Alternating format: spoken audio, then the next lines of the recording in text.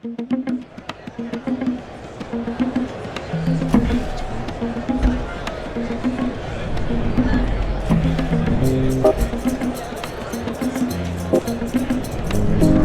welcome to POTOMAC TV. Aloha, Paul. So 10 months into your new gig as CEO. How's it been thus far? It's been a heck of a lot of fun.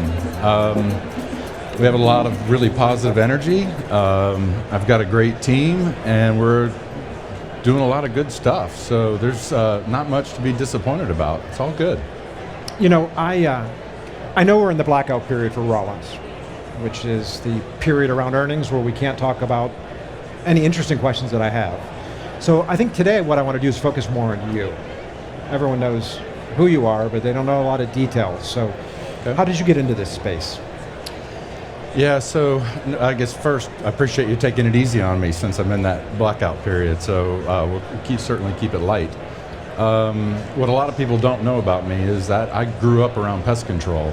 So when I was a child, my dad worked for Orkin, and I moved around a lot as a child. And what really attracted me to this industry overall was the people side of it. As I relocated as a kid, usually in the 1970s and early 1980s, quite a bit, the Orkin people in the branches that I moved from place to place to became my family. And that was my social network as a 10-year-old, 11-year-old. We'd have Wednesday night softball games and Saturday or Friday night rodeos in Louisiana and those kinds of things. And so as I got into college, I started out as kind of a business major and then eventually switched over into entomology, and with the idea that I would end up in pest control. I didn't think that I would do that at first, but eventually I did. I worked as a technician as well as in sales when I was going through college. When I left school in the late 90s, I got my first job with what was a family-owned company in Winston-Salem, North Carolina called Wilson Pest Control that had been around since the 1940s. Okay. That eventually became got owned by a venture capital firm that attempted to do a roll-up of the pest control industry. And that didn't go terribly well. I recall. Yeah, that lasted about 2.5 years, ended badly, and we ended up getting sold. I got sold to what at the time was Syntex Corporation. Okay. And then I continued to move around and got a lot of opportunities along the way, and I had great bosses and great mentors along the way. At a pretty young age, I was exposed to some really powerful leadership type folks in the business. Had a lot of those mentors guide me and support me along the way, and we had a pretty strong run when I was at the Home Team brand for about 7 years until we were acquired by Rollins. Were you based in Dallas at the time? At that time, I was. I had gone from North Carolina to Dallas, then Dallas to Tampa, then back to Dallas again in 2011. So I've continued that pattern of moving around. But it's been quite a journey, really. And Rollins acquired us in 2008, acquired the brand I was with in 2008. And then I moved to Atlanta in 2016, running our specialty brands group. Then a few years later, became the president and COO of Rollins. And then now, as you mentioned at the outset, for the last almost 10 months, been the CEO and president of Rollins. Now, I understand you're a dropout. I'm a quitter. You're a quitter. Yeah, so I had finished my master's program at the University of Florida, research on termites, and had a project lined out and began working on my PhD program. I thought that's what I was going to do. And then I got recruited for that job at Wilson Pest Control, and these folks made me an offer, and I took that piece of paper home to my wife, and I said, look at these crazy people are going to do this for me because they want me to work for them. And she said, oh, you're going to do that. Time for you to quit school and get a job. Wasn't part of my plans because I really enjoyed school. Was she supporting you at the time? She was. She was a school teacher. Okay. She was the breadwinner, and I was the one living it up on the weekends and having a really good time and this kind of stuff. And she says, well, it's time for you to grow up and get a job, I think was the message I really had. So you were getting your PhD in entomology. That was my plan, yeah. So you're really into that, the science? Yeah, I did. I am really into the science. The more I got into it, even when I was a kid, I remember going into my dad's orkin branches, and he would have an aquarium in there on Saturdays when I went to work with him. We'd put a mouse or a rat in there along with a snake, and every Saturday I'm checking to see which one lived, or whatever critters that we had in the office. So I was always messing around with that. I liked growing things. I liked having a garden as a kid. I would have roly-polies under bricks as a kid. So yeah, not a lot of people say they were born into pest control and bred to do that kind of stuff, but I certainly had that interest probably when I was 6, 7 years old. So when Rollins acquired Home Team back in 2008, what was your first position? You stayed at Home Team for some years, I guess, right? Right. So in 2008, I was running what was called the East Division of Home Team, which was everything on the East Coast operations, and I did that for 3 more years under Rollins, and then there were some org changes that occurred, and I moved back to Dallas and became the president of Home Team. Mm-hmm. So the organization now at Rollins, now that you're CEO, what is it? We've got Gary Rollins there, we've got John Wilson's there. I see him running around somewhere here on vacation. What's the C-suite at Rollins look like today? Yeah, so Gary Rollins remains as our executive chairman, and he still is very active. He's been in this business for about 58 years, and he loves it. He's very passionate about it. He asks questions and meet with him often. Both John and I do. John Wilson has stayed on, and he is our vice chairman. And he's a very important mentor for me. He's a very confidant and an advisor. He's someone I call in time of need or don't really know exactly what to do. He's one of my first phone calls in life. So he's still an integral part of it. I have a CFO that's been around for about a year. I recently onboarded a new CFO. And then I have my chief of staff, and we're organized in the field operations as I've got a president of orkin, Pat Chernowski, who runs all the 5 divisions of orkin. Each division has a division president. And then Steve Levitt, who runs all of our other brands that aren't orchid in the U.S. and all of our international operations, which is a very rapidly growing. As you know, we've added to our portfolio of brands over the years, and we take a lot of pride in that as well. But then at the same time, we've got the history of the orkin brand that's been around for 125 years and the knowledge and expertise that comes with that. So it's very exciting. And I also have my general counsel, Beth Chandler. She's on my team, and Thomas Tesh is my chief of staff. So, and he also runs our IT department. So I've got a fantastic team that really has us set up really well for the future. So it's not going to be easy to follow in John Wilson's footsteps. No.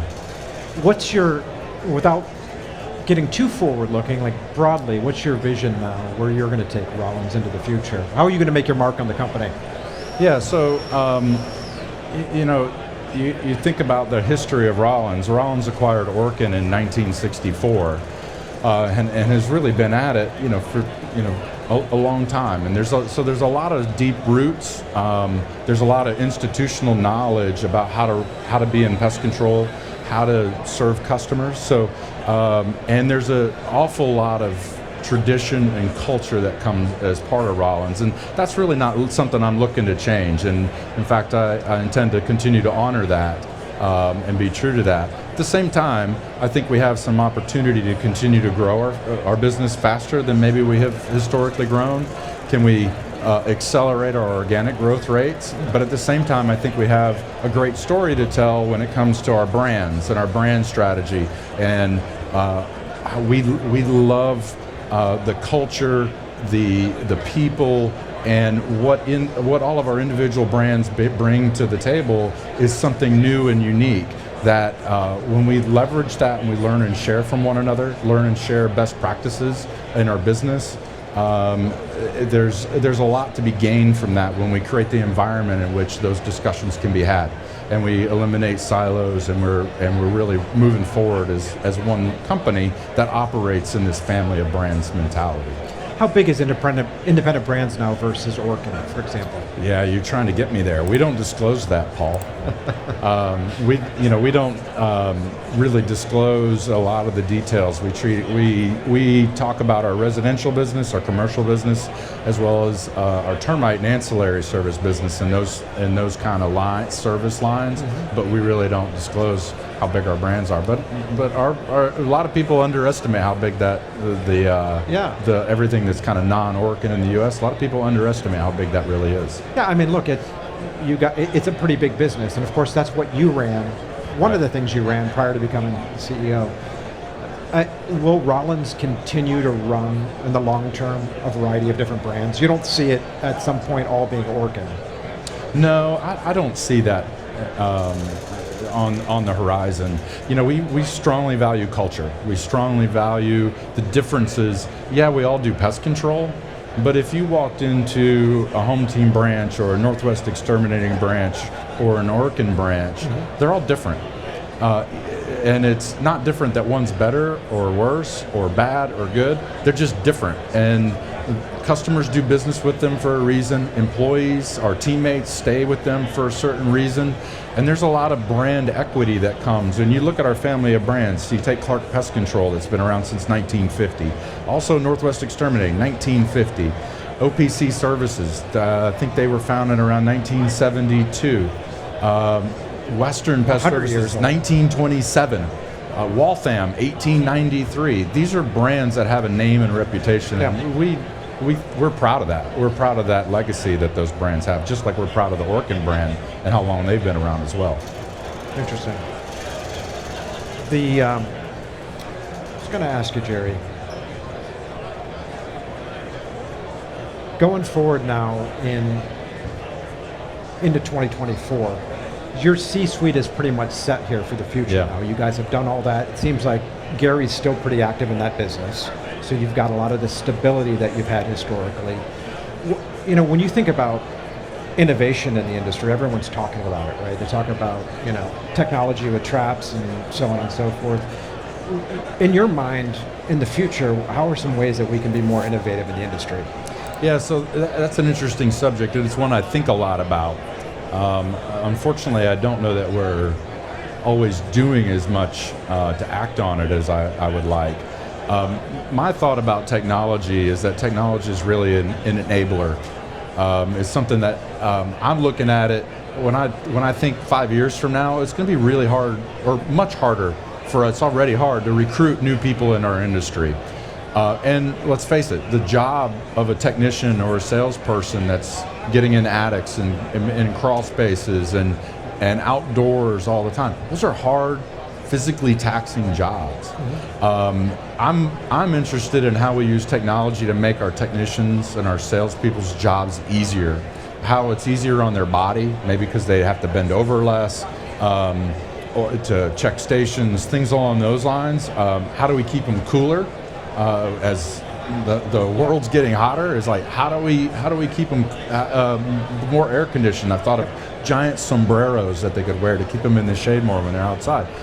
There's certainly technology advancements that could help along those lines. So when I think of technology, it's along those lines. Is how do we make the job better for our people so that people want to come in our industry and stay, because it's a fun, exciting kind of a job, and it's not just a super taxing physical job. So that's how I think of it, because I still value the relationship with customers. I'm less interested in technology that means we don't get face time with the customer. I want that face time with the customer, but if I can use technology to supplement that service or make that service experience better or improve that relationship between that technician and that customer, that's what we're most interested in at Rollins. How important is that on the commercial side, the relationship with the customer, between the customer and the technician? Because clearly there's a movement to try to reduce direct labor, right? Replacing it with smart traps and so on and so forth. On the commercial side, how important is that relationship between the tech? Yeah, I think some of that's often defined by the commercial customer, the nature of that commercial customer. I worry about, using technology and over time commoditizing things when that relationship with that client is important. I think we have to continue to work to prove that value to that customer, that relationship, and that you need to see that person there. You need to have a working relationship to point things out, have difficult conversations about time, about sanitation issues or whatever's going on. That's a relationship thing. That's the human element of our business, and that's from the outset. That's why I got into this business. I love that human element, and so to me, technology supplements that, and anything we can do to improve those relationships. I think humans want relationships. I know we've gone to texting and people don't want to talk to you on the phone. I'm still one of those face-to-face kind of people. I want to look at you and talk to you. I don't want to go back and forth with you on text messages for days. So maybe I'm a bit of a dinosaur in that regard. But I still think humans have that need, and I think it's important to our business, and I think it's important to our industry that we don't get commoditized that way. On your current, speaking of the human need for connection, how does Rollins in general organize service centers now? Because there's always this move between these large super centers or super service centers, right? And then they break them up and they're smaller. Do you have a philosophy as to how that works out in the field? Yeah, we have both.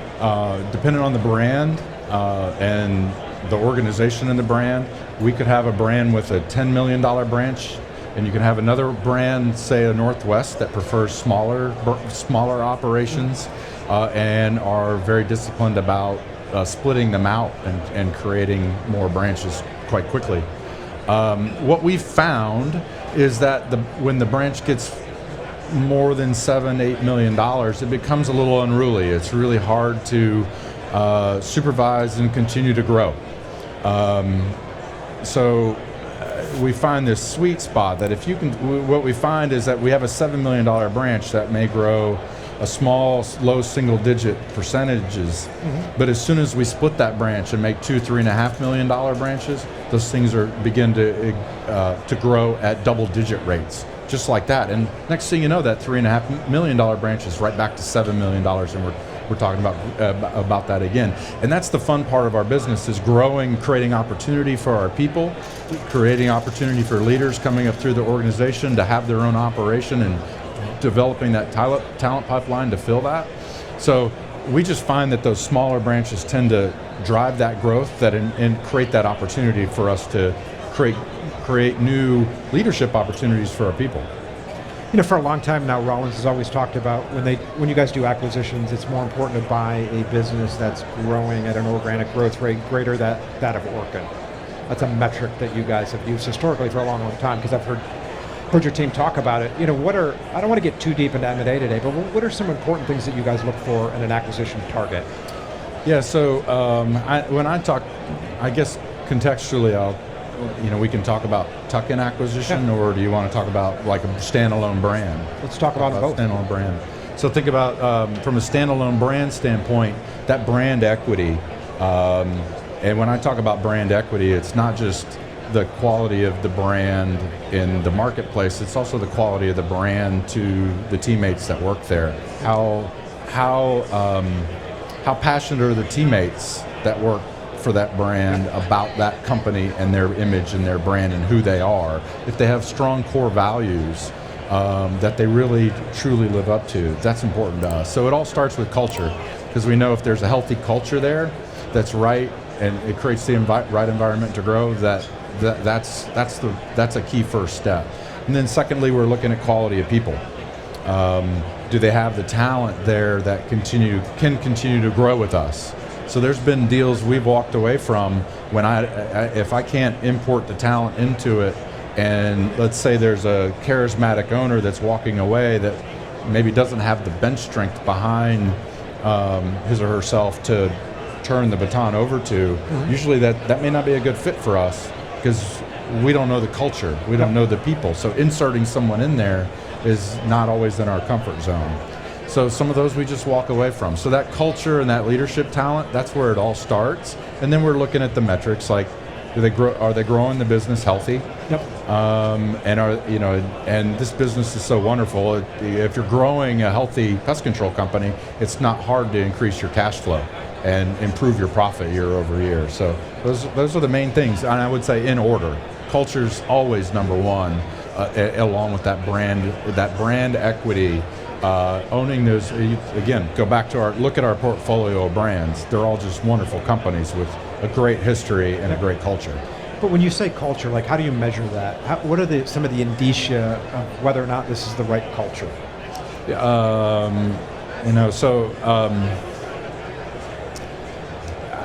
Certainly you can do employee engagement surveys and things like that. I just know it when I feel it. Mm-hmm. Same as I can walk into a branch within one of our own operations and get a sense of the microculture in that location or in that operation. You just feel it sometimes when you just walk in the door. Yeah. Right? So when you meet people, when you understand the organization, you truly do your due diligence to get to know them personally. Culture is something you feel and that you experience it. I particularly don't think there's some whimsical way that you can actually measure it. Is there any particular rhyme or reason as to how you guys determine what's an independent brand? When you're looking at an acquisition target versus a Rollins, an Orkin acquisition. Yeah, so typically what we want our standalone brands to do is grow faster than our company average organically. So let's say, hypothetically, we're growing organic revenues at 8% a year. Well, if we're going to acquire somebody, we want them to be accretive to that. We want them to help that number and maybe accelerate that growth. Goes back to the goals that I think we can accelerate our organic growth rates in part by doing that, by having that philosophy. And then we'll watch our brands, be good parents to our brands to foster a culture of best practice sharing, a culture of learning and sharing with one another so that they can take the best of all our brands, incorporate it into their business and use that as fuel, use that as an accelerant to help them grow their business faster, maybe than what they did under previous ownership. So that's probably the biggest thing that we look at is, can they continue to grow, and do they have a sustainable business model and typically we find that if you have good people and a good culture and a good solid brand, that's usually a winning combination. And you see that in how we as a company have performed and excelled and how we're valued in the marketplace.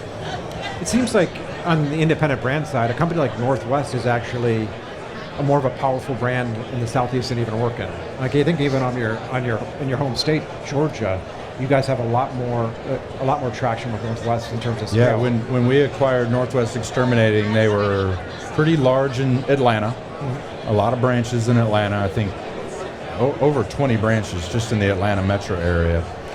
They had just gone into Tennessee in recent years. And a little bit in South Carolina. Now Northwest Exterminating is in Alabama, throughout eastern, kind of central Tennessee, Nashville. They're throughout North Carolina. They're in South Carolina, and they're throughout Florida, all the way from. They have. We don't disclose the numbers, but they've grown tremendously in that footprint. And they're kind of our second bite at the apple platform business. In the Southeast United States, they've just performed. That's the perfect case study for our business model and how we think about acquisition. The Northwest certainly fits that. Could that ever be a national company? I don't know. We can certainly continue to build out in the Southeast United States. There's still a few markets there that they could be stronger players in, and we'll continue to be disciplined about that growth strategy and make sure we don't stray too far away. Mm-hmm. But I'm sure Stanford Phillips, who runs that business, has plans to expand it. I think they could certainly probably go into Virginia, maybe certainly into Louisiana or Mississippi if they chose to do so, but they'll just do it in a very disciplined way that makes sense to them. I know you had a lot of roles prior to becoming CEO. What's your normal work weeks look like now? Are you spending much time on the road anymore? Yeah, I've gotten more disciplined over time about my calendar and what I do. I kind of have one-page sheet of rules that I follow as it relates to my calendar. Written by your wife? No, they were written by me. If you asked her, she'd probably have me gone all the time. Okay. So typical, like last week, last week I traveled to Dallas, and we did with my team what we call a road show. And we had all of our Texas operations from orkin in for a day, with some training classes and some sharing of information, sharing of best practices. We also had a group from the home team brand in the day before, and we did that. And we were out in branches, visiting teammates in the Dallas metro area, seeing people. We did that Monday, Tuesday, Wednesday. Got home Wednesday night. Back in the office. It's like catch up time. So I try to carve out a certain percentage of I look at it every quarter, like how much time do I want to spend in the field, and so I make sure I dedicate certain weeks of the quarter to engage that. But at the same time, I've got the balancing act of, I've got this, upcoming next week. I've got board of directors meetings. I got earnings call, investor relations type stuff. So just balancing all that in my schedule. My passion is being in the field. I get my energy from being around our people, and seeing all the wonderful things that go on every day. That's what motivates me, and then I come back to the office and I do the work on, really to support them and on behalf of them and their hard work each and every day. How important is Atlanta to Rollins from a management perspective? Now that you guys are a massive firm all over, not only North America but globally now. I mean, how important is it to have the executives there in Atlanta? A lot of our brands operate their kind of corporate offices, and say home team operates in Dallas. Certainly Stanford at Northwest has his office in Atlanta. It's not attached to ours. And Western is in New Jersey. So we have executives offices kind of spread around the country, and that's perfectly fine. I personally, like I said at the outset, I need face-to-face. I like to see people, and I like to be around people. So for me, I don't do well in remote environments and on video calls and things like that. So for me, selfishly, I want my team there. I want FaceTime, and I want us to be together. So that part's pretty important. And then what we do is every quarter we bring in all of our field operations people, and we have our quarterly review where we get together, we have dinner, we have meetings, we talk about the business, we learn from one another, and we go back and do work. So it's that part of it, being in Atlanta, it's still important, and it's our roots. Yeah. That's where we've been for an awful long time. And your orkin division presidents all live in Atlanta, no? Most do, not all. We have, say, Sean Murray, who operates Pacific Division. He actually lives in the division. It would be hard for him. We want our people in the field with their teammates. So it would be hard for him to commute and all the way to, say, Arizona or California every week to go do that. So we allow certain people to live remote. To the extent you can talk about it, how focused are you now on international markets outside of North America? Yeah, international is certainly interesting to us, but we're pretty disciplined about how we're going to approach that. So take a look at the UK. We've done close to a dozen acquisitions in the UK, but we're not going to expand outside of the UK until we've truly built a platform, until we truly have a unified brand and our operations are running well.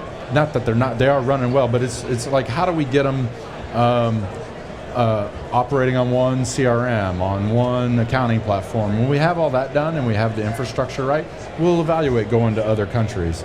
We're now the third largest pest control company in Australia, which has been a lot of fun. We've been there for about 12 or 13 years now. So we love to go into a country like in Australia, build it out, and make sure we have a good operation, a good sound coverage of, say, the country. And when we do that, we'll explore going elsewhere. So you're just not going to see us hopscotching all over Europe, just doing a deal because it's there. We're just going to continue to remain focused and disciplined. So you make the determination on a country-by-country basis on whether or not you want to operate in that country, as opposed to whether the opportunity exists? Yeah, well, we have developed kind of an index that we use, where you're looking at things like the corruption index and how easy is it? Do they have business-friendly rules and laws? What's the labor environment like in that country? Things along those lines. We have a kind of a chart that we've created with an index on that, so we kind of have a good sense of where we're willing to be and where we are pretty sure we don't want to go. Yeah. And those places that we don't want to go, those are places that are really good for franchises. And so being able to operate a franchise, say in Egypt, where we're not as comfortable, we have a great franchisee in Egypt, right? Or going into the UAE or something along those lines. Those are great markets for us to just stick to the franchising model. Is that a business you're trying to grow still, the international franchise business? Yeah, we will. We'll continue to grow in that. I do think that there's opportunity to do a better job supporting those businesses and leveraging some of our size and knowledge and expertise and do a better job supporting and helping them. When we're so far away compared to, say, a domestic franchise, it's much more difficult to support them. Yeah. So that's an area of opportunity. What's your franchise network in the U.S. look like now, roughly? You guys have bought back a lot of those over the years. Yeah, we have. But then the Orkin brand still has a lot of franchises. People underestimate the size of the franchises. There's a lot of franchises still that remain at Orkin. There's a lot of kind of middle markets, maybe secondary, maybe tertiary markets where there's a lot of franchises. That's still an important part of the business. And they do a great job representing the Orkin brand. We also have Critter Control franchises. We bought the Critter Control brand years ago, and we're continuing to expand that franchise network. So we also look at franchising as a way for, sometimes our employees want to be owners. Yeah. So they come in, they learn the business, and they say, you know what, I want to go on my own. I want to learn to do this myself. Yep. Well, there's no reason we can't offer them a franchise opportunity in a market where they can go apply their skills and build their own business. So that's another opportunity and part of a story that we can tell to recruit people into our organization. Are your businesses doing wildlife control outside of critter control now? Or does a lot of that get referred to critter control? Some do. So Northwest does some wildlife management. A lot more of the difficult stuff that becomes the TruTech Critter Control brands. Mm-hmm. But a lot of that business, I would say the vast majority of that business is referred to the wildlife business most of the time. And are you guys still selling Critter Control franchising? Yeah, absolutely. Yeah, typically we sell several a year. Yeah. And that was a business you guys bought, what, in 2012-ish? I'm thinking between 10 and 12, probably, it would have been on 12 or 13, something like that. Yeah. With a great name, great network of franchisees that already existed. And over time, we've bought some of those back and turned them into company-owned franchises when the owner is ready to sell. Yeah. But at the same time, we just continue to open new markets around the country and as well as in Canada. You know what? You taking over at the helm of Rollins was very different than, for example, when Brett Potton took over the helm over at Terminix, right? I mean, the business, in a lot of ways, is on autopilot due to your predecessor setting it up the right way. I mean, what are some sort of personal initiatives that you might have for the coming years? Things that you might want to make your mark on the business? Personal initiatives. I think as our company has evolved, if you look at Rollins Inc., it was largely Rollins Inc. as a parent company of Orkin for the last 50, 60 years, right? And then it's really over the last 15 years where we've taken this brand philosophy and having our second bite at the apple brands in the marketplace, and that's challenged us from a parent company standpoint and how we act as a parent to a bunch of new brands. So there's some modernization of our business that we have to do from a parent company standpoint. We have such strong history and roots, especially tied to the Orkin side. There's so much knowledge that can be shared, and there's so much so much opportunity for all of our brands to learn and share from one another, with one another, and creating the environment in which for everyone to do that. There's a specialty behind doing that. There's an art to that, because sometimes we're kind of proud of what we built. We're proud of our companies and we're proud of our brands, and we always think we did it the best way. My way was the best way, and why should I listen to someone else? So you have to do a little bit of a culture shift to open people's minds and get them exposed to, hey, maybe there is a better way, or maybe we can learn from one another. So for me, it's evolving the culture to evolve with the business, how we've changed as a parent company to be a better parent, be a better coach to our family of brands. And that's probably a 3 to 5 year project for me over the coming years. It's really exciting. So that'll be a big one for me personally. And at the same time, I've got to work a lot on building my team.